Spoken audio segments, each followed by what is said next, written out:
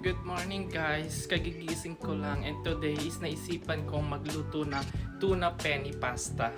So ito yung mga ingredients na gagamitin ko guys. Century tuna, evap milk, mushroom, then thick cream.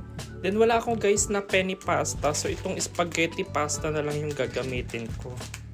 So nakapag-iwa na ako guys ng sibuyas, tapos meron na rin akong bawang dito. Then nagiinit na ako ng kaldero. Then itong tuna pasta na gagawin ko guys is bawon ko sa work. Wala akong pasok sa Teams pero may pasok ako sa second job ko guys.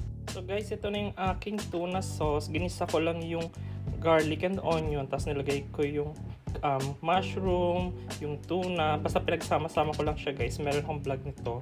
Then nagiinit na ako guys ng tubig para sa aking pasta. So ayan guys, niluluto ko na yung pasta. Ayan siya. And natuyo na yung aking tuna sauce. Ayan. So after ko maluto nitong tuna pasta guys, magsha-shower na ako, magpe-prepare na ako guys para sa pagpasok ko sa trabaho.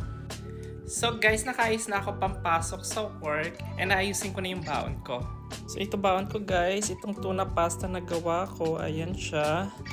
Tapos meron akong chicken strip, then meron akong ranch sauce, saging, then may dala akong cookies guys, ayan.